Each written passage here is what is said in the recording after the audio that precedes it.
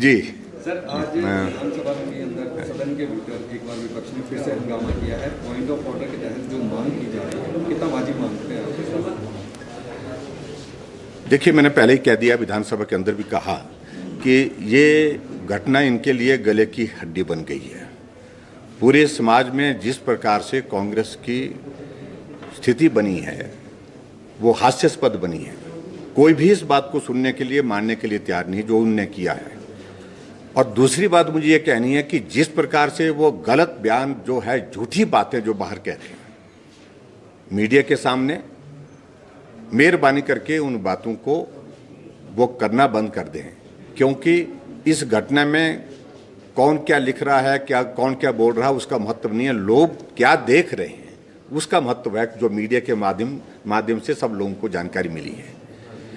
दूसरी बात, जो आज विधानसभा के अंदर कांग्रेस पार्टी के एक माननीय सदस्य ने एक प्रश्न उठाया था व्यवस्था से संबंधित स्पीकर के समक्ष, उस संबंध में स्पीकर साहब ने अपनी व्यवस्था देनी है, वो उनका अधिकार क्षेत्र का विषय है। लेकिन हम उसको महसूस करते हैं कि जो भी निर्णय स्पीकर महोदय ने किया है, विधानसभा के सम्मानीय अध्यक्ष जी ने किया है, वो नियमों के अनुरूप है।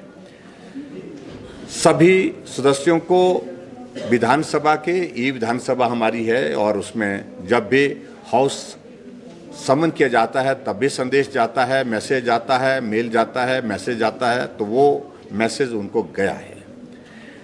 इसी कैंपस के अंदर वो उपस्थित थे, इसी कैंपस के अंदर उनकी मीटिंग चल रही थी।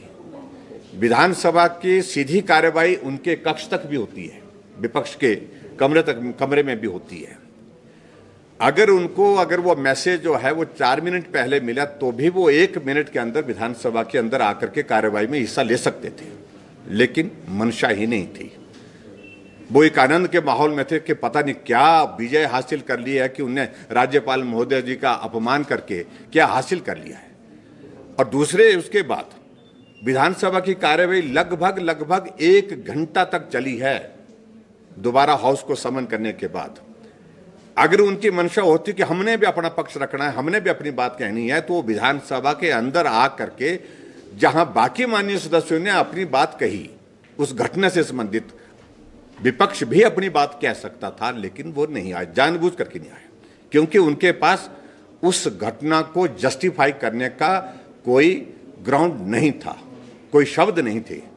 इसलिए जो भी कार्रवाई की गई है विधानसभा के सम्मानीय अध्यक्ष द्वारा, वो नियमों के अनुरूप है, नियमों के अनुसार है, इसलिए उस पर कोई टिप्पणी करने की आवश्यकता नहीं। दूसरी बात, जब आईपीसी सेक्शन 124 का अगर वो जिक्र कर रहे हैं, ये कानून में व्यवस्था, हालांकि मैं कानून का छात्र नहीं रहा हूं, लेकिन मुझे जो जानकारी मिली, ये सेक्शन उसमें इसलिए अट्रैक्ट हुई क्योंकि राष्ट्रपति, उपराष्ट्रपति और महामहिम राज्यपाल महोदय जी के खिलाफ जिस प्रकार से व्यवहार किया, उसमें ये सेक्शन ऑटोमेटिकली अट्रैक्ट होती थी। इसके आधार पर ये सेक्शन वहां पर लगी है। और उसकी वजह यही कि संवैधानिक पद पर ये, चाहे महामहिम राष्ट्रपति है, चाहे महामहिम राष्ट्रपति के बाद उपराष्ट्रपति हमारे देश के, और महामहिम राज्यपाल महोदय, जब अपने दायित्व का निर्वहन करने के लिए किसी कार्यक्रम में जाते हैं और उनके कार्यक्रम में व्यवधान डाला जाता है, उसमें व्यवधान के साथ जो है इस प्रकार का व्यवहार किया जाता है जो संवैधानिक मर्यादाओं को ठेस पहुंचाते हैं, ऐसी स्थिति में ये सेक्शन लगता है। और ऐसे में उस सेक्शन के मुताबिक जो भी कार्रवाई करने की जो है, वो सेक्शन हमने नहीं लगाया, वो पुलिस डिपार्टमेंट की ओर से जो है वो सारी चीज़ों को एग्जामिन करने के बाद वो सेक्शन लगा है। तो इसलिए वो भी कानून के मुताबिक है, नियम के मुताबिक है। इसलिए कोई पक्ष नहीं है उनके पास अपना रखने के लिए, ऐसी स्थिति, मजबूत स्थिति है ही नहीं।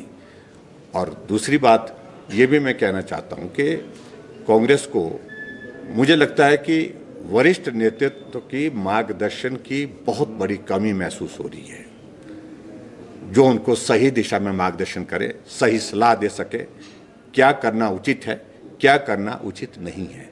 ये आज की तारीख में देश में भी कमी है और ये प्रदेश में भी इस कमी को हम महसूस कर रहे हैं। सर, डेडलॉक कैसे खत्म होगा सर? क्या बजट में भी लोग